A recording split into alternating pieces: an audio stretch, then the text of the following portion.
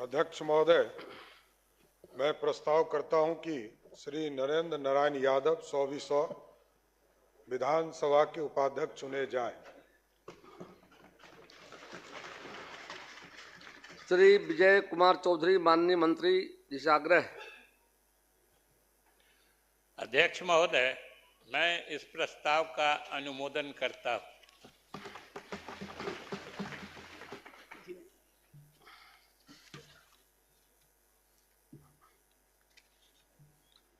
प्रश्न यह है कि श्री नरेंद्र यादव सविषय बिहार विधानसभा के उपाध्यक्ष चुने जाएं। जो इस प्रस्ताव के पक्ष में हैं वो हाँ कहें, जो इस प्रस्ताव के पक्ष में ना कहें। मैं समझता हूं कि पक्ष में बहुमत है, प्रस्ताव सर्वसम्मति से स्वीकृत हुआ।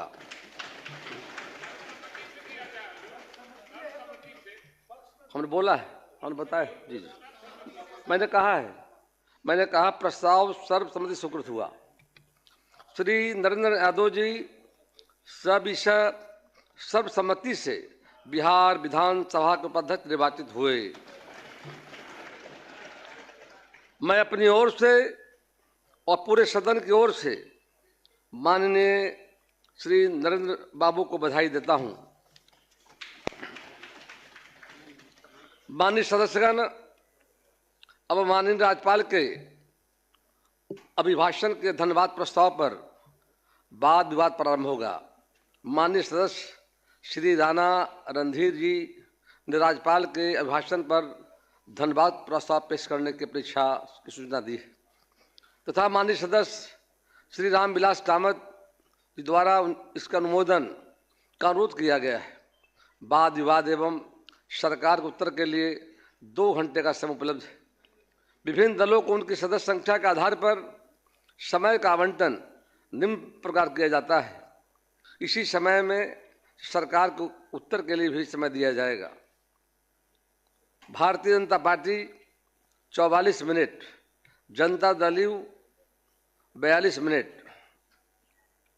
राष्ट्रीय Janata Dal 12 minute, Lok Janshakti Party Ramvilas 9 minute, Indian National Congress 3 minute, Hindustani Awam Morcha 2 minute, AIMIM 2 minute, Rashtriya Lok Morcha 2 minute, CPI-ML 1 minute, CPI-M 1 minute, Bahujan Samaj Party 1 minute, Indian Inclusive Party 1 minute, कुल 120 मिनट।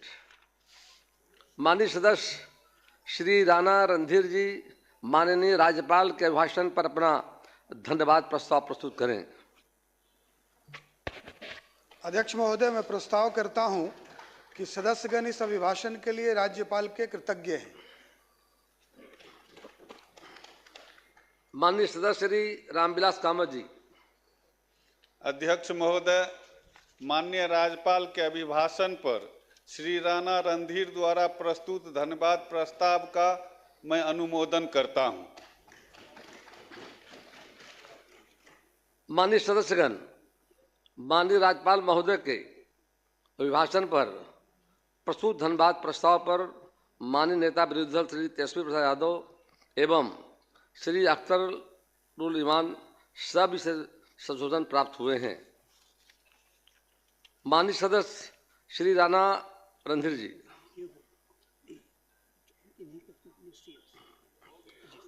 जी, माननीय मुख्यमंत्री जी।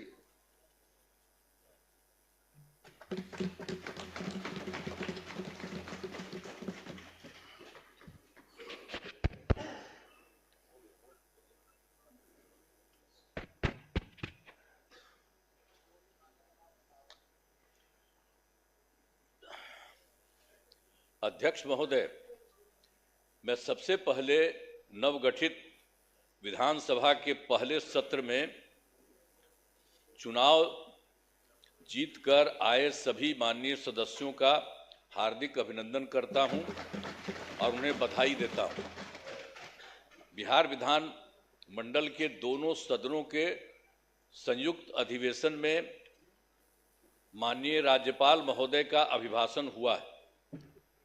मैं बिहार विधानसभा के उन सभी माननीय सदस्यों को धन्यवाद देता हूं जिन्होंने माननीय राज्यपाल के अभिभाषण में भाग लिया। माननीय राज्यपाल महोदय ने अपने अभिभाषण में सरकार की उपलब्धियों एवं प्राथमिकताओं को विस्तार से बताया है और इसके लिए मैं माननीय राज्यपाल के प्रति आभार व्यक्त करना चाहता हूं और मैं सदन के समक्ष अपनी कुछ बातें रखना चाहता हूं। अब ये जानिए, आप सब जानते हैं कि 24 नवंबर 2005 को पहली बार एनडीए की सरकार बनी थी और तब से राज्य में कानून का राज है और हम लगातार 20 वर्षों से विकास के काम में लगे हुए हैं। बिहार का विकास करना ही हमारा मुख्य उद्देश्य रहा है। हम दिन रात बिहार को आगे बढ़ाने के लिए भी सोचते हैं और इसी प्रकार काम करते रहते हैं। मैं बिहार की जनता का आभार व्यक्त करता हूं कि उन्होंने इस बार के विधान सभा चुनाव में बढ़ चढ़कर हिस्सा लिया और एनडीए गठबंधन को भारी बहुमत से विजयी बनाया है। शुरू से ही बिहार के विकास का काम हो रहा है। अब किसी प्रकार के डर एवं भय का वातावरण नहीं है। राज्य में प्रेम, भाईचारा एवं शांति का माहौल है। पहले कितना हिंदू मुस्लिम झगड़ा होता था, इसलिए वर्ष 2006 से ही कब्रिस्तानों की घेराबंदी शुरू की गई है। अब बड़े पैमाने पर कब्रिस्तानों की घेराबंदी की जा चुकी है। अब कोई झगड़ा झंझट नहीं होता है और वर्ष 2016 में 60 वर्ष से पुराने हिंदू मंदिरों की घेराबंदी की गई है और जिससे चोरी आदि की घटनाएं नहीं होती हैं। ये सब काम करवाया गया है जो भी था शुरू से ही।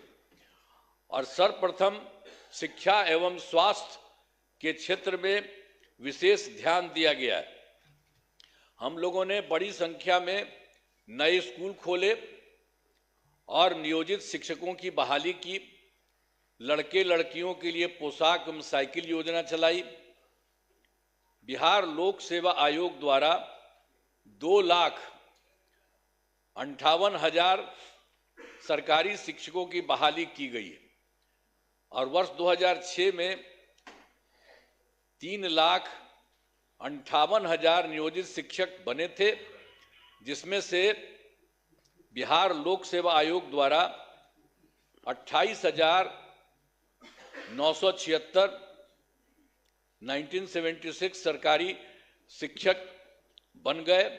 और फिर सरकार ने तय किया है कि नियोजित शिक्षकों को बीपीएससी की परीक्षा देने की जरूरत नहीं है और उन्हें मामूली सी परीक्षा लेकर सरकारी शिक्षक बनाया जाए। तो इनके लिए उन्हें 5 मौके तय किए और अब तक 3 परीक्षाओं का आयोजन हो चुका है, जिसमें 2,62,000 नियोजित शिक्षक पास हो गए हैं। अब केवल 77,000 शेष बच गए हैं और उन्हें 2 मौके और दिए जा रहे हैं। अब कुल मिलाकर सरकारी शिक्षकों की संख्या 5,20,000 हो गई है। 5,20,000 हो गई है। स्वास्थ्य सेवाओं में सुधार किया गया है। पहले स्वास्थ्य व्यवस्था बहुत खराब थी। प्राथमिक स्वास्थ्य केंद्रों में इलाज के लिए प्रति माह मात्र 39 मरीज ही आते थे और आते थे यानी प्रतिदिन 1 या 2 मरीज आते थे। पहले यही होता था। इतना ही बुरा हाल था उस समय का, केंद्र के समय में जो हुआ था। तो उसी को हम लोगों ने आगे किया। वर्ष 2006 से अस्पतालों में मुफ्त दवा और इलाज की पूरी व्यवस्था की गई। अब प्राथमिक स्वास्थ्य केंद्र में हर महीने औसतन 11,600 मरीज आते हैं। पहले मात्र 6 मेडिकल कॉलेज थे, अब जिनकी संख्या अब 12 हो गई है। अब शेष सभी जो है 27 जिलों में नए मेडिकल कॉलेज बनाए जा रहे हैं और इन्हें शीघ्र पूरा कर दिया जाएगा। ये बहुत तेजी से काम हो रहा है, तो सब चीज हो जाएगा, पूरा कर दिया जाएगा। अब पटना मेडिकल कॉलेज अस्पताल को, अब जो हम लोगों ने पहले था उसके लिए कितना अच्छा सब काम किया। तो जो पहले वाला पटना मेडिकल कॉलेज अस्पताल था उसका हम कितना जा जा करके देखते हैं, कितना घर बनवाया गया है। सब जगह हम बराबरे न जाते रहते हैं। को 5,400 बेड तथा 5 पुराने मेडिकल कॉलेज को 2,500 बेड का किया जा रहा है। अब साथ ही Indira Gandhi Institute of Medical Science तो भी था, तो उसको भी हमने पूरा का पूरा खूब खेल करके किया है। अब उसके लिए भी हम 3,000 बेड का जो है बनाया जा रहा है। तो एक एक तरह से सब जगह का काम किया जा रहा है पहले ही से। और राज्य में सड़कों, पुल पुलियों या निर्माण कराया गया है। राज्य के सुदूर क्षेत्रों में 6 घंटे में पटना पहुंचने के लक्ष्य को वर्ष 2016 में पूरा कर लिया गया। जो हम लोग किए थे सड़क और पुल पुलिया, वो सब बनवाए थे, तो उसी में था जो दूर से पटना आने में हुआ था 6 घंटे में पटना पहुंचने के लक्ष्य को वर्ष 2016 में पूरा कर लिया गया। अब जो है राज्य में बड़ी संख्या में सड़कों और पुल पुलियों, रेल ओवर ब्रिज, बाईपास एवं एलिवेटेड रोड का निर्माण किया गया है, जिससे लगभग 5 घंटे में सबसे दूर वाले क्षेत्र से पटना पहुंचना संभव हो गया है। ये सब काम हो रहा है। इसे और बेहतर करने का प्रयास जारी है। इसके लिए 5 नए एक्सप्रेसवे सड़कों का निर्माण एवं प्रखंड मुख्यालयों को जोड़ने वाली सड़कों का 2 लेन चौड़ीकरण किया जाएगा। और उसके बाद वर्ष 2008 में कृषि रोड मैप बनाकर काम किया गया है। उसी समय शुरू हम लोगों ने काफी किया और आगे भी काफी चला है, जिससे कृषि के क्षेत्र में बहुत अच्छी प्रगति हुई है। अनाज, फल, सब्जी, दूध, अंडा, मांस और मछली उत्पादन काफी बढ़ गया है। अब मछली का उत्पादन 2.5 गुना से अधिक हो गया है और इससे मछली के उत्पादन में बिहार आत्मनिर्भर हो गया है और साथ ही किसानों की आय बढ़ी है। वर्तमान में चौथे कृषि रोड मैप जो हुआ वर्ष 24 से 2025, उसी को हम लोग करवा दिए। जो शुरू हुआ था 18 में, तो 12 तो शुरू था और उसके बाद फिर उसके बाद और बढ़ाए 5, एक बार और 5 से ज्यादा बढ़ा और उसके बाद फिर बढ़ा दिए। तो इतना ज्यादा काम हो रहा है, इसलिए आप लोगों को सब चीज हम बता दे रहे हैं कि काफी काम हुआ है।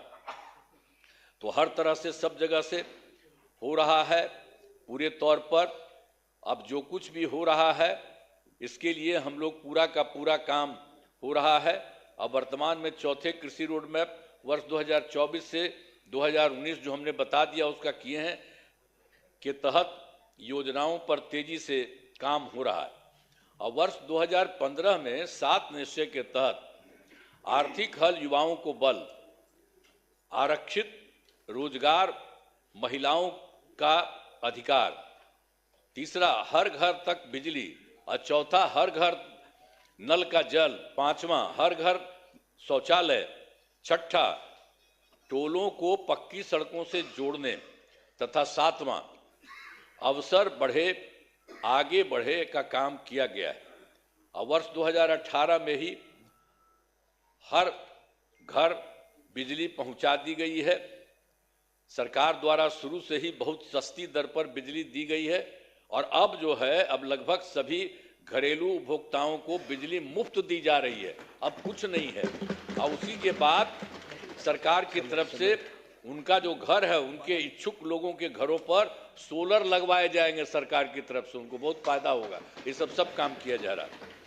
और वर्ष 2020 में 7 निश्चय 2 के तहत युवा शक्ति बिहार की प्रगति, दूसरा है सशक्त महिला, सक्षम महिला, तीसरा है हर घेर तक सिंचाई का पानी, और चौथा है स्वच्छ गांव, समृद्ध गांव, सोलर स्ट्रीट लाइट, पांचवा है स्वच्छ शहर, विकसित शहर, और छठा है सुलभ ये संपर्कता, तथा सातवां है इसके लिए स्वास्थ्य सुविधा, टेलीमेडिसिन एवं बाल हृदय योजना। सभी पर काफी काम हुआ है और जो भी काम बचे हैं उन्हें शीघ्र पूरा किया जाएगा। ये सब हो जाएगा, सब चीज का। और आप जानते ही हैं 2020 में और काम किए थे। 7 निश्चय 2 के तहत ही महिलाओं के लिए 10 लाख नौकरी और 10 लाख रोजगार देना शुरू किया। तो एक तो हो गया, 10 लाख युवाओं को सरकारी नौकरी हो चुकी है, लेकिन जो हम लोग 10 लाख रोजगार की बात किए उसका तो एकदम सीधे धीरे बढ़ते बढ़ते अब 40 लाख लोगों को रोजगार दिया जा चुका है। तो आप सोचिए 10-10 बीसे न था, तब 10 और 40 होकर के 50 हो गया। दोनों को मिलाकर 50 लाख युवाओं को सरकारी नौकरी का रोजगार दे दिया है। अब अगले 5 वर्षों के में हम लोगों ने तय कर दिया है कि 1 करोड़ युवाओं को नौकरी एवं रोजगार देने का लक्ष्य रखा गया है। इस पर तेजी से काम होगा। तो ये जो 10 लाख युवाओं का सरकारी नौकरी है, ये भी और आगे बढ़ेगा। तो ये सब हम कर रहे हैं। अगली बार 5 साल के लिए हम लोग कर दिए हैं कि उसके लिए हम लोग पूरा करेंगे 1 करोड़ युवाओं का। तो ये सब होगा। और फिर महिलाओं के लिए वर्ष 2006 में पंचायती राज संस्थाओं एवं वर्ष 2007 में नगर निकायों में महिलाओं के लिए 50% आरक्षण से शुरुआत की गई। अब तक 4 चुनाव हो गए। सब कुछ शुरू में कर दिए थे हम लोगों ने कर दिए थे 16 में पंचायती राज संस्थाओं में और 7 में किए थे नगर निकायों में, और सबको महिला का 50% कर दिए। वो सब तो है ही, और उसका 4 चुनाव उसके अलावे भी चल रहा है, वो बहुत अच्छा हुआ। और वर्ष 2013 से पुलिस में 35% आरक्षण दिया है हम लोगों ने। अब जान लीजिए, अब बिहार पुलिस में महिलाओं की संख्या देश में सबसे अधिक है। और वर्ष 2016 से महिलाओं को सभी सरकारी नौकरियों में 35% आरक्षण दिया जा रहा। पहले बिहार में स्वयं सहायता समूह की संख्या बहुत कम थी, वो पहले बड़ा खराब था, तो इसीलिए हम लोगों ने किया। वर्ष 2006 में विश्व बैंक से कर्ज लेकर राज्य में स्वयं सहायता समूह का गठन किया और उसका नाम हम लोगों ने जीविका दिया। जीविका दीदी भी कहते हैं। और कितना बढ़ा हुआ, अब स्वयं सहायता समूह की संख्या बढ़ गई और जीविका दीदियों की संख्या 1 करोड़ 40 लाख हो गई। अब इसके बाद हम लोगों ने 2024 में भी किया कि शहरी क्षेत्रों में भी नहीं होता है, वो भी हो। अब शहरी क्षेत्रों में स्वयं सहायता समूह का गठन हो रहा। अब जान लीजिए कि इसमें लगभग 4 लाख और 34,000 जीविका दीदियां हैं और इनका गठन लगातार और भी बहुत तेजी से काम हो रहा है शहरी क्षेत्र में भी। तो ये सब काम हो रहा। तो वर्तमान में महिलाओं के रोजगार के लिए एक नई योजना, मुख्यमंत्री महिला रोजगार योजना शुरू की गई है, जिसके तहत हर घर की एक महिला को 10,000 रुपये के दर से अब तक 1 करोड़ 56 लाख महिलाओं को एक राशि दी जा चुकी है। शेष महिलाओं को राशि दे दी जाएगी। अब जिन महिलाओं का रोजगार अच्छा चलेगा उन्हें 2 लाख रुपए तक की सहायता दी जाएगी। ये सब काम करना जा रहा है। सरकार ने शुरू से ही सभी तबकों का विकास किया है, चाहे हिंदू हो, मुस्लिम हो, अपर कास्ट हो, पिछड़ा हो, अति पिछड़ा हो, दलित हो, महादलित हो, सभी के लिए काम किया गया। हम मुस्लिम समुदाय के लिए भी हमने काफी काम किया। मदरसों को सरकारी मान्यता दी गई है, उनके शिक्षकों को अन्य सरकारी शिक्षकों के बराबर वेतन दिया गया है। अब सभी वृद्धजनों, दिव्यांगजनों और विधवा महिलाओं को मिलने वाली पेंशन की राशि 400 रुपये से अभी बढ़ा करके हम लोगों ने कर दिया है 1100 रुपये कर दिया गया, जिससे 1,14,00,000 लोगों को फायदा हो रहा है। अब विकास कार्यों में जो कमी रह गई उसे पूरा करने के लिए वर्ष 2024 के दिसंबर एवं 2025 के सरकारी जनवरी फरवरी माह में हम जो गए थे, मैंने प्रगति यात्रा के दौरान सभी जिलों में जाकर विकास कार्यों को देखा और जो कमी रही उसे पूरा करने के लिए पूरे बिहार के लिए 430 नई योजनाओं की स्वीकृति दी गई है और हर जिले में जो कुछ भी है उसके लिए काम किया जा रहा है। सभी जिलों में इन योजनाओं पर काम शुरू हो चुका है। इन सभी कार्यों को शीघ्र पूरा करा लिया जाएगा। अब इसके अलावा बिहार के विकास में अब केंद्र सरकार ने भी कितना बड़ा सहयोग किया। बिहार के विकास में केंद्र सरकार का पूरा सहयोग मिल रहा है। जुलाई 2024 के बजट में बिहार को विशेष आर्थिक सहायता के रूप में सड़क, उद्योग, स्वास्थ्य, पर्यटन, बाढ़ नियंत्रण के लिए बड़ी राशि देने की घोषणा की गई है केंद्र सरकार के द्वारा जुलाई 2024 में। और फिर फरवरी 2025 के बजट में बिहार में मखाना बोर्ड, एयरपोर्ट की स्थापना, पश्चिमी कोसी नहर के लिए वित्तीय सहायता आदि की घोषणा की गई है। और फिर वर्ष 2018 में देश के कुछ राज्यों में खेलो इंडिया यूथ गेम्स का आयोजन हुआ था। अब इस वर्ष खेलो इंडिया यूथ गेम्स का आयोजन बिहार में हुआ है, जो गौरव की बात है। इन सब के लिए आदरणीय प्रधानमंत्री श्री नरेंद्र मोदी जी का हम नमन करते हैं। सब करिए ना नमन, एक बार हाथ उठा के बढ़ाइए। सब काम किए, सब काम किए, सब कुछ कर रहे हैं। आप लोग काहे नहीं करते है? आप लोग भी कहिए, सबके लिए काम कर रहे हो सब तरह से, तो इसीलिए हम आपको कह रहे हैं। तो इसके लिए आदरणीय प्रधानमंत्री श्री नरेंद्र मोदी जी का नमन करते हैं।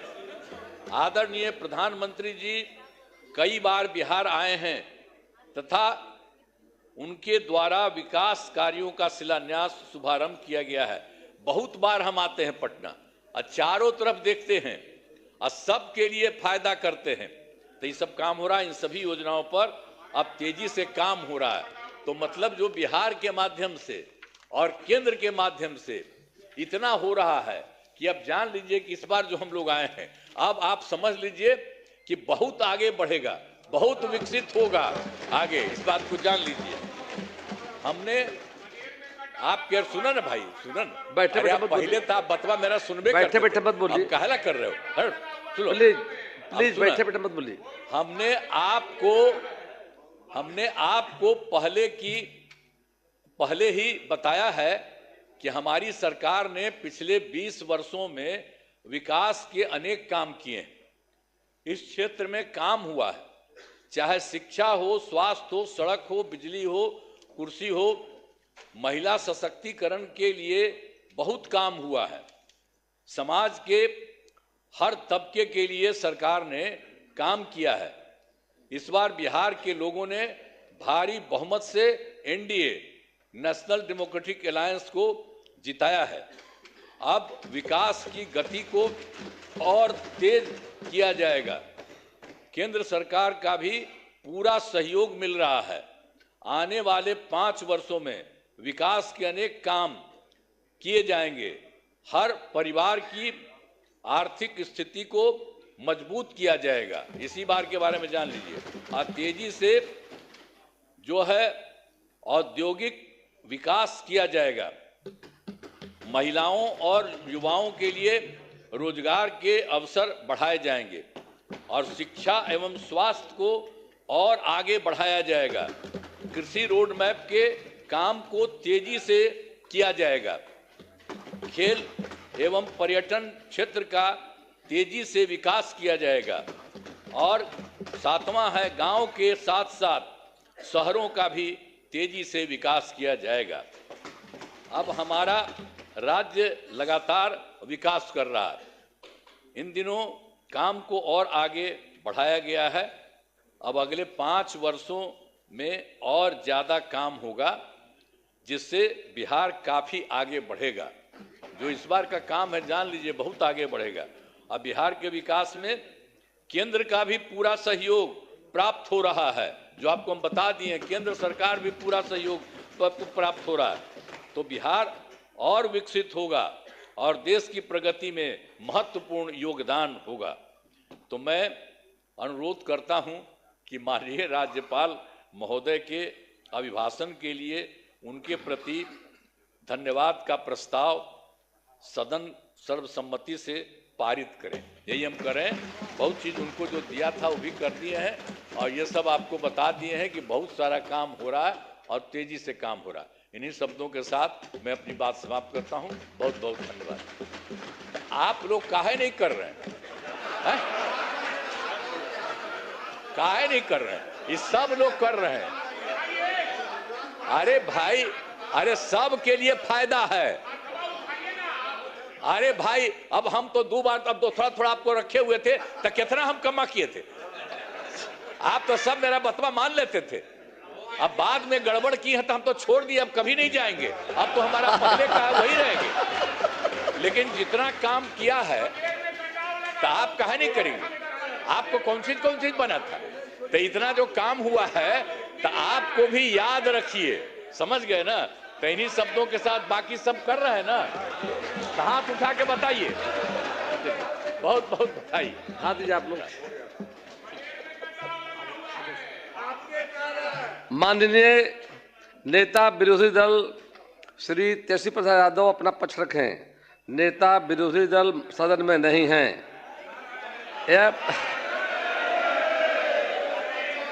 यह प्रस्ताव मूव नहीं हुआ। राष्ट्रीय जनता दल से माननीय सदस्य श्री कुमार सर्वजीत जी की सूचना आई है। माननीय सदस्य श्री कुमार सर्वजीत जी अपना पक्ष रखें। आपका समय 12 मिनट है।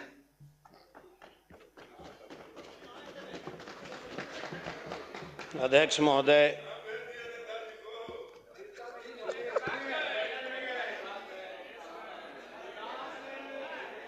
महोदय, सबसे पहले मैं आपको बहुत शुभकामना देता हूं, बहुत बधाई देता हूं। 56 वर्ष के बाद एक अति पिछड़ा का बेटा इस सदन के अध्यक्ष पे विराजमान हुए हैं। हम अपनी पार्टी की ओर से और बिहार के तमाम अति पिछड़ा दलितों के तरफ से आपको हम बहुत शुभकामना देते हैं। महोदय, हम चौथी बार इस सदन के सदस्य बने हैं। हर चुनाव में तरह तरह का महोदय अनुभव प्राप्त हुआ। अभी जैसे माननीय मुख्यमंत्री ने कहा कि हाथ क्यों नहीं उठा रहे, हम लोग इसलिए नहीं उठाए महोदय कि माननीय मुख्यमंत्री की बात बड़ी दुविधा वाली रहती है।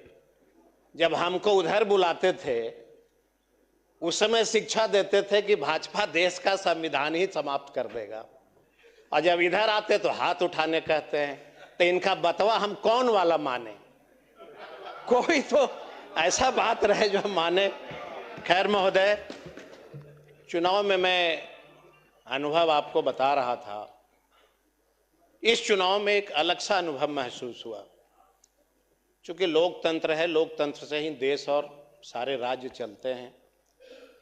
पहली बार हमने देखा महोदय, तो बधाई माननीय मुख्यमंत्री ने बिहार के सभी वोटर्स को दिया ही है। हमने पहली बार देखा इस इलेक्शन में दूसरे राज्यों से बड़े पैमाने पे ट्रेनें चली, और जो ट्रेन चली प्रचंड बहुमत आपको मिला, इसके लिए बधाई देता हूं। महिला सशक्तिकरण के लिए इलेक्शन के समय में आपने 10,000 रुपया महिलाओं को मजबूती के लिए दिया, इसके लिए भी आपको बधाई देता हूं। लेकिन एक आग्रह जरूर करेंगे महोदय कि जिन महिलाओं को बिहार में 10,000 पैसा मिला, फरवरी के महीने में जब सदन चले तो माननीय मुख्यमंत्री ये जरूर बता दे सदन को कि बिहार के कितने महिलाओं को उस पैसा से सशक्तिकरण मिला है, कितनी मजबूती मिली, ये हम आग्रह करेंगे अध्यक्ष महोदय। हम चाहते हैं कि अगर मुख्यमंत्री गरीबों के हितैषी हैं तो उस 10,000 का उपयोग हुआ कि सदुपयोग हुआ, ये बिहार की जनता और बिहार के सभी माननीय सदस्य इस बात को जानना चाहते हैं महोदय। बहुत सारे हमने देखा महोदय, करीबन 46 से 47 लाख वोटरों का नाम भी कटा। बड़ा लोग हल्ला करते थे, बांग्लादेशी है, बांग्लादेशी है। 46 से 47 लाख में एक भी बांग्लादेशियों का कोई रिकॉर्ड सरकार ने बिहार वासियों के सामने नहीं रखा।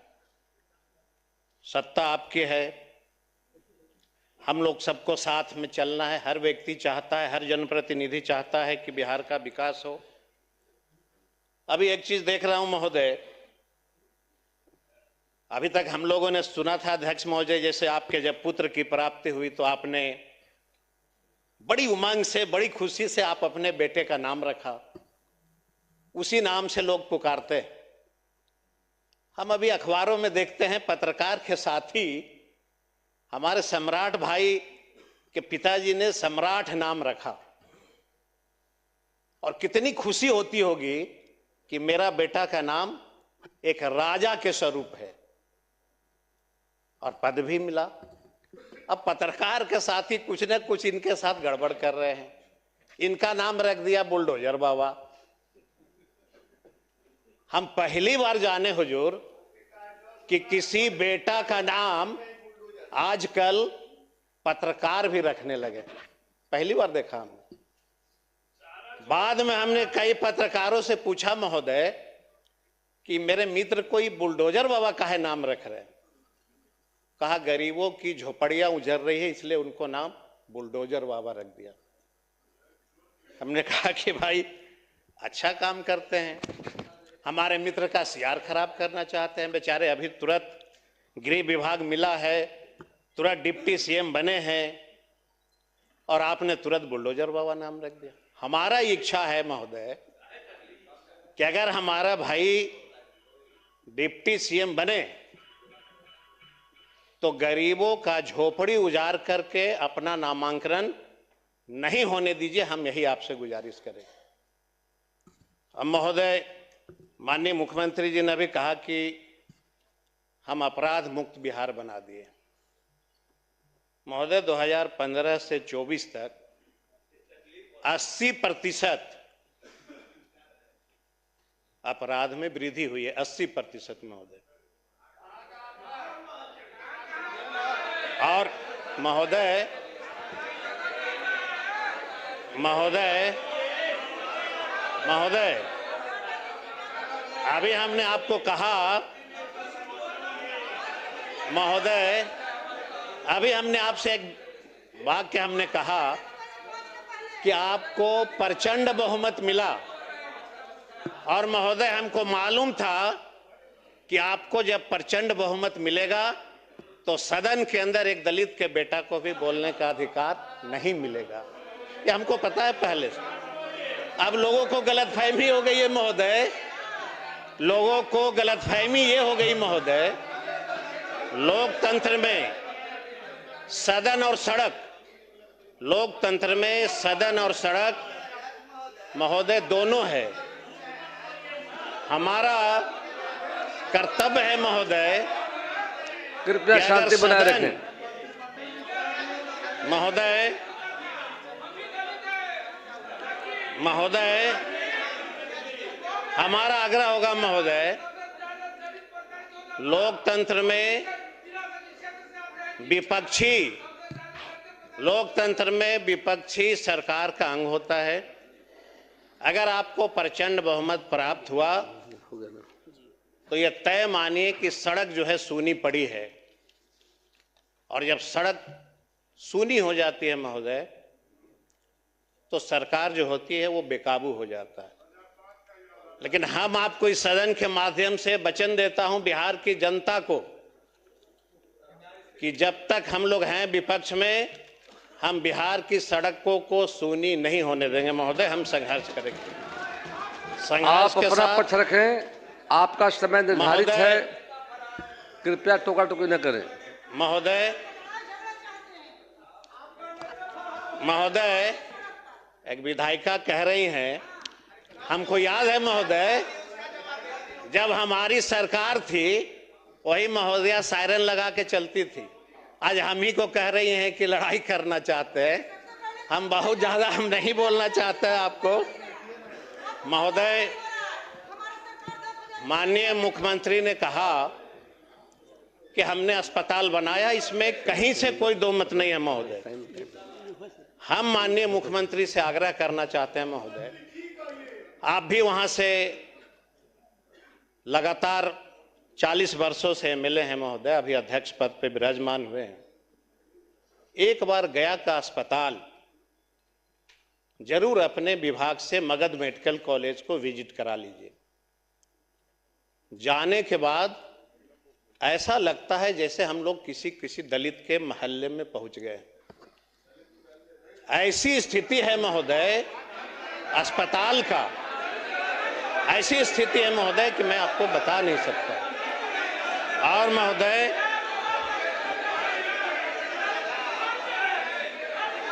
प्लीज कृपया शांति बनाए अध्यक्ष रखें। महोदय, प्लीज प्लीज मैं महोदय मैं आग्रह है कि महोदय- शांति।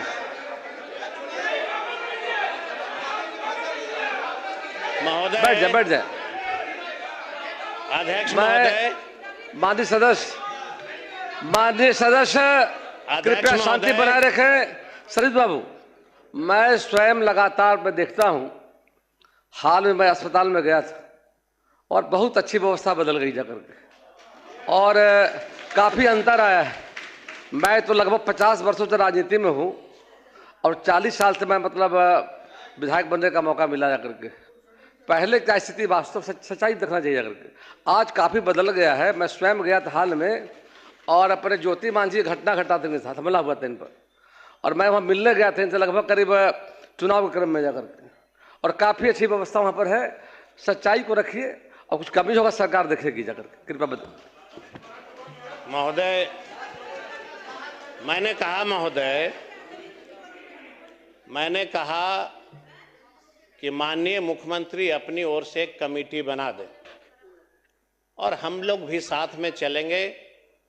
मगध मेडिकल कॉलेज की हालात को, बाहर के हालात जब देखेंगे महोदय, जहां पे एम्बुलेंस लगता है, नर्क से भी बदतर स्थिति है महोदय।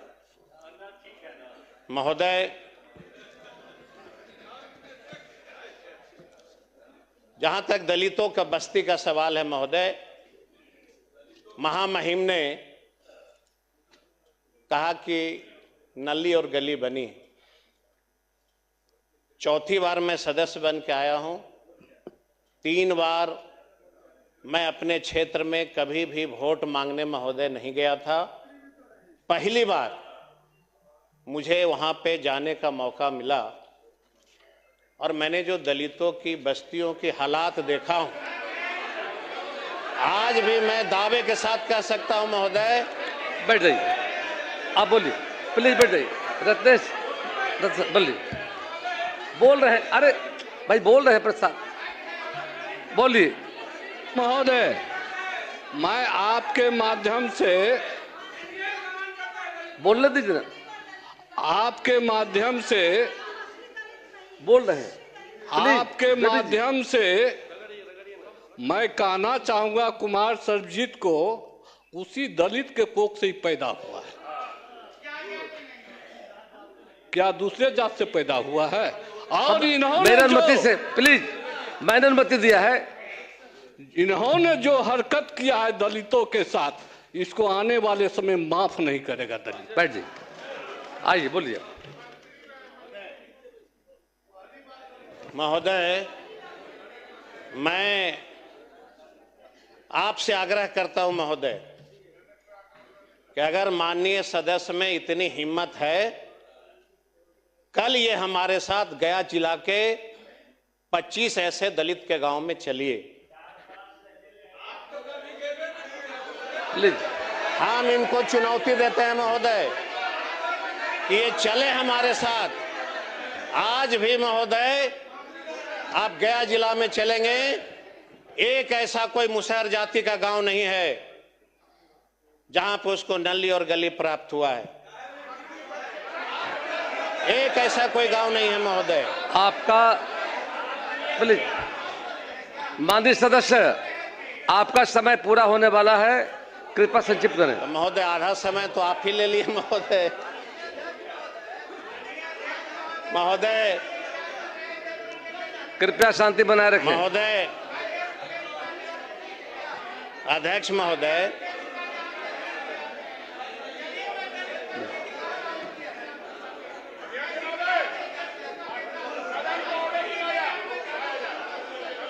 अध्यक्ष महोदय, प्लीज बैठ जाइए। आप रखेंगे अपना पक्ष अपने समय। एक हमारा अंतिम आग्रह होगा महोदय कि माननीय मुख्यमंत्री जी ने गांव में, पंचायतों में +2 शिक्षा का व्यवस्था किया, लेकिन ये बड़ी चिंता का विषय है महोदय कि क्या गांव में गरीब की बेटियां +2 के बाद कॉलेज की शिक्षा ग्रहण कर रही हैं कि नहीं कर रही। हम आग्रह करेंगे माननीय मुख्यमंत्री जी से कि अगर गांव की बेटियां अगर +2 के बाद शिक्षा ग्रहण नहीं कर रही हैं, मुझे जहां तक जानकारी है महोदय 90% बेटियां +2 के बाद कॉलेज ग्रहण नहीं कर रही हैं। हमारा जो विधानसभा है महोदय, बोधगया विधानसभा, फतेहपुर एक ब्लॉक है जहां पे महोदय गया की दूरी लगभग 80 किलोमीटर के आसपास पड़ता है सराउंडिंग। हम माननीय मुख्यमंत्री से आग्रह करते हैं महोदय कि अगर आप बेटियों के प्रति सच में सजग हैं तो बेटियों को पढ़ने के लिए वहाँ पे कॉलेज की स्थापना करिए। हमारा पूरा इलाका जो है झारखंड से जुटा हुआ है महोदय, पूरा जंगली इलाका है महोदय। अगर वहाँ पे बनता है तो हम लोग को भी अच्छा लगेगा, माननीय मुख्यमंत्री का सपना साकार होगा महोदय। आप समाप्त कर